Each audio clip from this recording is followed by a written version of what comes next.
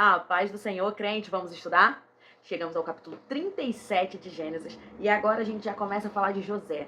José é maravilhoso, tem tantos ensinamentos nas histórias de José que com certeza eu vou deixar passar alguma coisa porque é muito rico. Então, que você possa, assim como eu estou feliz aqui já de começar a falar sobre ele e já querendo colocar, né, na minha vida muito daquilo que aprendi com José, que você venha também aí receber, se alimentar desses ensinamentos que veio diretamente do céu, diretamente da boca de Deus para nós aqui hoje. Vamos lá. José, como muitos sabem, José é filho de Jacó, que agora se chama Israel. Então aqui na minha Bíblia, aqui, né, várias Bíblias a qual eu estudo para fazer esses vídeos, vem falando que José era o filho mais amado de Jacó. Aí eu vou te perguntar, por que será que José era o mais amado? A Bíblia fala que José era o mais amado porque era o filho da sua velhice, né? Foi um dos últimos, na verdade, ali. Tem outro, né, que é Benjamim, que é irmão de José. Mas ali, nesse momento da história, né, José é o mais novo, aos 17 anos. E aí coloca-se como que José era o queridinho, né? Só que já lendo ali, eu já vi que José era diferente. José destoava, né? José não era igual aos seus irmãos. E acredito que isso também tenha sido um dos motivos pelo seu pai o venerar, né? Ou gostar tanto dele. Já de cara a gente já aprende aí com José e com Jacó, que agora é Israel, que o erro de Jacó, né, foi fazer diferença entre os seus filhos, né? Ele colocou José em uma situação difícil porque era claro, era nítido como é que pode falar, a preferência, né? E isso causou ciúme, inveja, ira nos seus irmãos, porque fala aqui claramente que eles viam que nenhum dos outros irmãos tinha aquela atenção, tinha aquele amor, né? Então, vamos lá, a primeira regra aqui. José destoava dos seus irmãos, porque por todo o tempo José já carregava a presença de Deus. José já recebia recados do céu. Tanto que fala que José teve 2 sonhos e ele relatou aos seus irmãos esses 2 sonhos. E os seus irmãos se indignaram muito com esses sonhos, porque no sonho Deus já mostrava qual era o plano que ele tinha para José. Já mostrava o que seria o futuro de José. E aqui eu aprendi que não devemos contar os nossos sonhos, não devemos contar os nossos planos a quem a gente sabe claramente que não está conosco, né? E muitas das vezes não podemos contar também a quem está conosco, porque também está aqui na minha Bíblia que José contou um desses sonhos também para seu pai. E o seu pai, na hora, repreendeu ele, né? Mas eu vi ali que o seu pai ficou pensativo, não ficou com raiva daquele sonho, mas ficou pensativo, né? Porque Jacó conhecia, né, as promessas do Senhor, conhecia o Deus que o guiava. Então, ele ficou ali naquela meio que analisando, né, aquela situação, se poderia ser verdade, acredito eu, né? E mesmo assim, a reação do pai, a princípio, não é a reação que provavelmente José esperava. Porque o pai o critica, né? Ali o pai fala de uma forma mais como se ele estivesse abusando, né? Vamos dizer, porventura vou eu e sua mãe prostrar em terra, né? A você, tipo, nós somos os maiores, nós somos os pais, como nós vamos nos prostrar a um filho, né? Basicamente isso. E aí a gente aprende com José já logo nesse comecinho e com Jacó que não devemos ter preferências pelos nossos filhos, não devemos fazer, né, acepção ali como fala, de um e do outro, mas eu entendo essa acepção porque, como eu já falei, José, ele não se enquadrava nos irmãos dele, porque ele via os erros de seus irmãos e ele relatava a seu pai, né, como se diz, um fofoqueiro. Mas eu não vi dessa forma. Eu vi como se ele não concordasse com as atitudes de seus irmãos e soubesse que o seu pai era o único naquele momento ali que podia fazer algo, que podia colocar eles no caminho certo, podia mudar o que eles estavam fazendo, né? Chamar uma atenção e colocar um ponto final ali, né? E me chamou muito a atenção que por causa de uma túnica, por causa de sonhos, os seus irmãos não podiam nem conversar com ele amigavelmente, eles literalmente não suportavam, né, José. E o seu pai fala para que José vá vê como é que estão seus irmãos que estão apacentando o rebanho, né? Fala com eles lá, com ele, e ele prontamente, eis-me aqui. E ele vai. Que você esteja no eis-me aqui para o Senhor, né? Prontamente ali, porque o Senhor falar para você, o que o Senhor ordenar que você faça. E José foi. José não tinha nem chegado onde os irmãos dele estavam, eles já estavam ali de longe e já maquinaram mal contra José. O que eu quero deixar aqui para você é que muitas das vezes você nem sabe que as pessoas estão desejando mal para você. Muitas das vezes você nem percebe que você não por tantas coisas que você fez, mas às vezes por coisas que falaram, por coisas que viram e interpretaram de forma diferente. Né? Eu acredito que José ali, na hora que ele conta os seus sonhos, ele deve contar empolgado, ele deve contar feliz, assim, como assim, quem se diz, nossa, Deus falou comigo, olha, Deus está tentando me mostrar algo através desse sonho, Deus tem um futuro lindo para mim. E os seus irmãos não se alegram com aquela notícia, não se alegram, né, com aquele... Eu acredito que José era radiante, porque eu fico assim. Quando o Senhor fala algo comigo, quando eu sinto a presença do Senhor, quando eu não... A maioria das vezes eu não consigo nem reagir, é só lágrima, lágrima, lágrima, né? E alegria, sorrir e chorar. É uma mistura assim. Mas eu acredito que também depois aquela felicidade sobre saber que Deus fala com ele, Deus estava mostrando, eu acho que esse brilho, eu acho que essa conexão também causava ciúme, causava inveja, né, em seus irmãos. E ali Moisés, ó, volta. José chegando no local onde seus irmãos estavam, eles já estavam planejando matá-lo, já estavam planejando coisas com ele, né, de se livrar. Só que um dos irmãos, Rubem, né, que em outro capítulo aqui que eu li, eu critiquei, né, que eu vou até dar um spoilerzinho aqui, que Rubem se deita com uma das mulheres de Jacó, né, e eu achei aquilo um absurdo, coisa horrorosa, mas vi que Rubem não é tão ruim assim. Rubem tem um bom coração. E isso nos traz, né, me lembra, assim, me faz ver que hoje em dia a gente olha para uma pessoa e vê que fulano fez tal coisa errada, mas às vezes fulano acerta em outras coisas, né? Então eu acho que é por isso que tem tanto que Deus prega tanto sobre isso, né? Sobre a gente não julgar o nosso irmão, sobre a gente não julgar, né, as outras pessoas, porque a gente não tem como conhecer o todo. E aqui eu gostei muito que a Bíblia mostrou isso. Mostrou que Rubem fez uma coisinha feia ali, mas que Rubem também vem aqui querendo fazer algo bom. E Rubem é um dos únicos ali que fala, não vamos matar nosso irmão, que isso, né? Pra quê?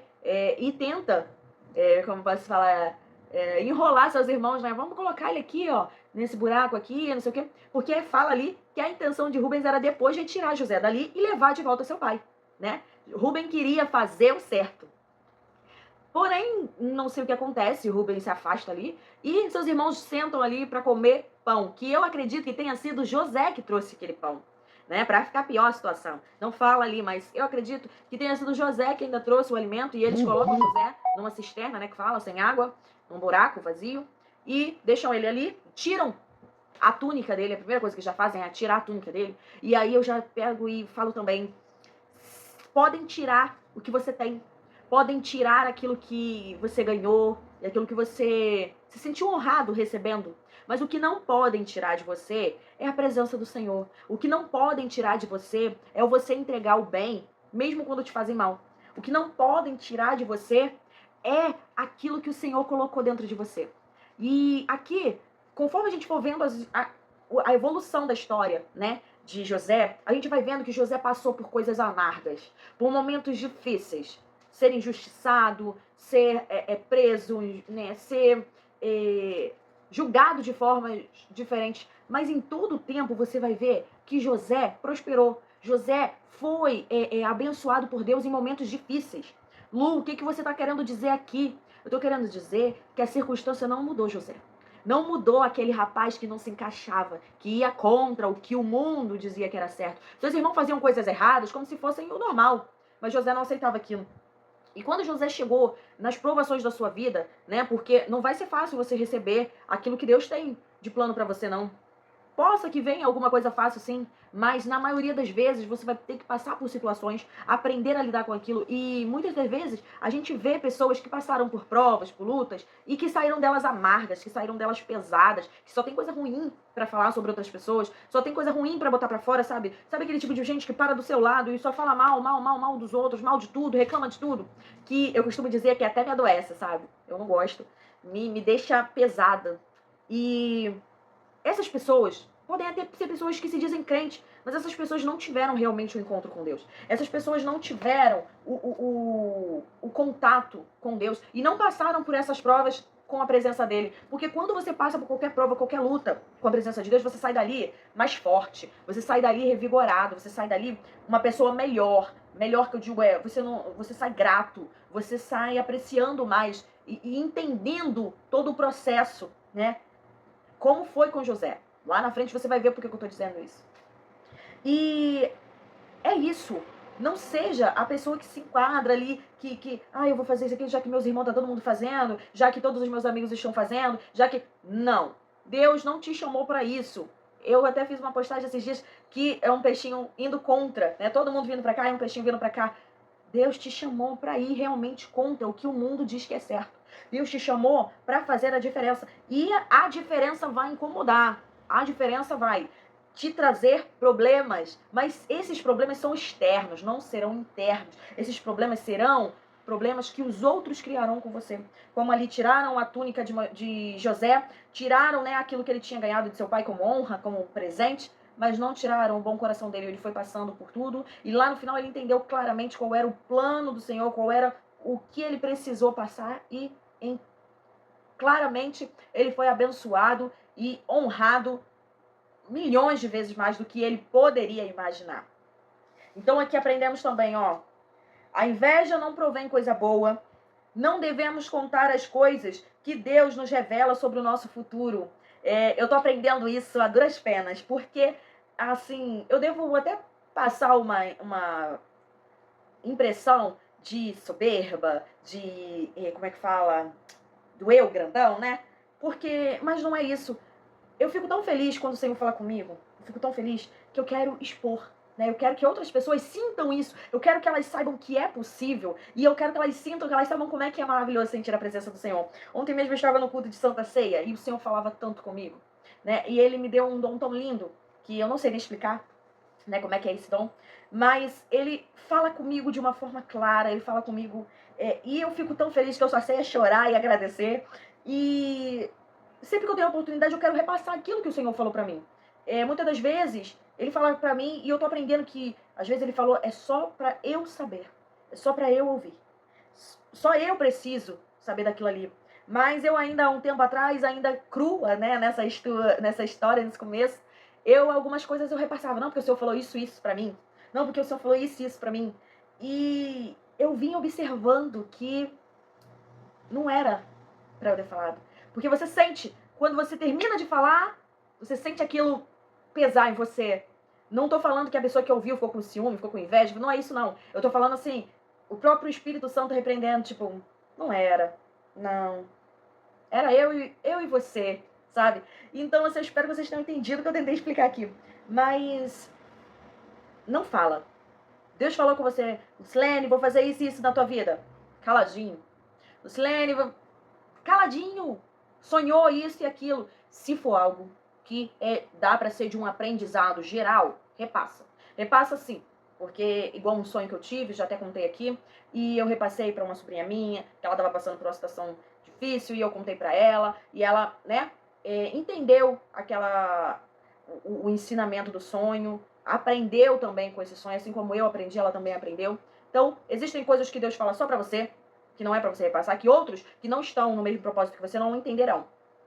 E tem coisas que é para você sim falar para a igreja, chamar a atenção das pessoas, né? Tudo no amor, tudo na ordem e na decência do Senhor, e é possível tudo. Vamos continuar aqui, ó. Nada sai dos planos de Deus. Toda essa reviravolta ali que jogam ele naquela cisterna, vendem ele por 20 ciclos, que eu vou colocar aqui hoje como se fosse 20 reais, vamos dizer assim, né? Vendem ele e ele é vendido para Potifar. Essas pessoas que compram ele ali estão indo para o Egito. Quando chega no Egito, eles vendem José para Potifar. Potifar, ele é como se fosse, né, ali naquele momento, o melhor local para José chegar. Vamos dizer assim, né? Ele era o chefe da guarda, né, do rei ali e tal. E no primeiro momento, José já está em grande escalão. José já está bem, né? No próximo capítulo, vai mudar um pouco o rumo da história, vai vir falando de Judá e Tamar, mas no capítulo seguinte, volta a falar de José, E a gente já vai ver tudo o que aconteceu com José ali na casa de Potifar. Coisas boas e coisas ruins. Porque o servo do Senhor, assim como quem está lá do lado de fora, vai passar por coisas boas e coisas ruins. Como eu disse lá no começo, o que importa é o que você vai fazer disso. É como você vai sair dessa situação. Você vai sair amarga, você vai sair revoltada, mostrando que não aprendeu nada com seu Deus, ou você vai sair transformado, você vai sair diferente, você vai, como diz aí no mundo, fazer desse limão uma limonada, né? Que a gente venha sempre aprender com as coisas boas e as coisas ruins. Eu digo que as coisas boas me ensinam a ser grata no pouco, no simples. Que eu vejo às vezes não, eu vejo sempre muita felicidade em coisas muito simples que Deus vem colocando na minha vida e eu fico tão feliz. E quando eu passo uma dificuldade, aquilo ali me vem como um aprendizado e me vem com uma alegria muito grande, porque mostra quem é o Deus que eu sirvo, me mostra quem é que eu estou servindo, quem é que eu estou, quem é que me protege, quem é que cuida de mim, sabe? Eu não tô sozinha nesse mundo. Pode vir palavra atravessada, pode vir, mas sabendo que eu tenho Ele, eu tenho tudo. E que você tenha essa certeza também, sabe? Que tendo o nosso Senhor, tendo a aprovação dele, José tinha a aprovação de Deus. José não tinha a aprovação dos seus 11 irmãos. Seus 11 irmãos eram contra ele. Mas eu já disse aqui e digo sempre na minha vida, nem sempre a maioria está certa. Deus falou pra você, faça desse jeito, faça. Ah, mas tá todo mundo falando que não vai dar certo, que tá errado.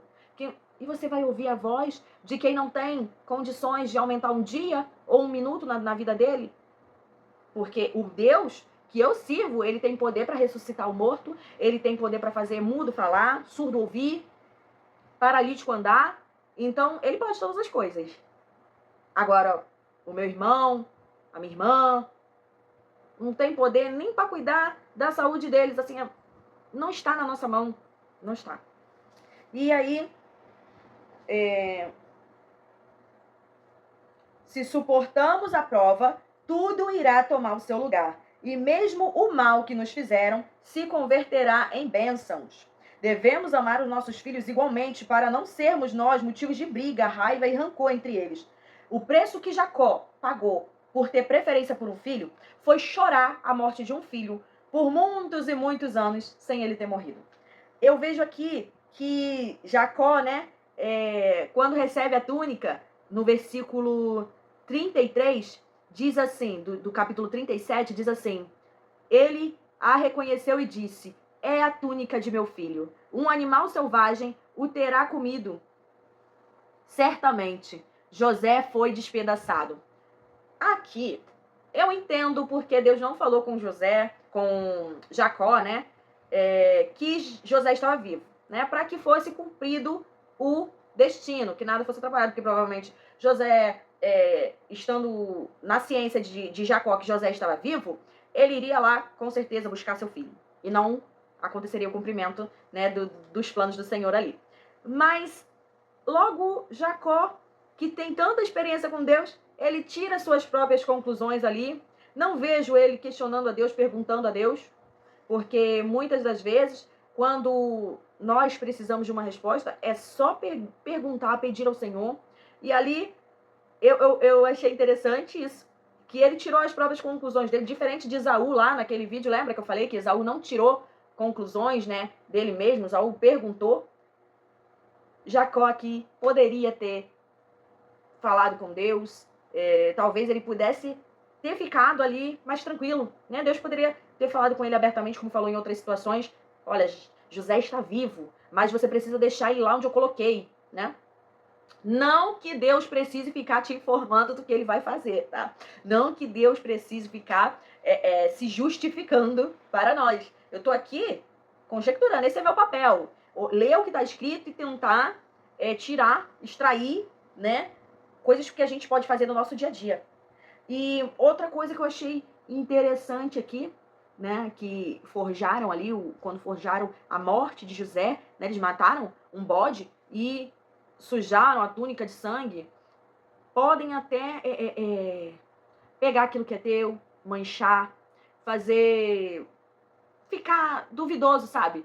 Mas se não tocarem na tua alma, no teu eu, naquilo que o Senhor colocou dentro de você, nenhum poder, né, eles terão. Porque não adiantou mostrar para Jacó, que seu filho havia morrido.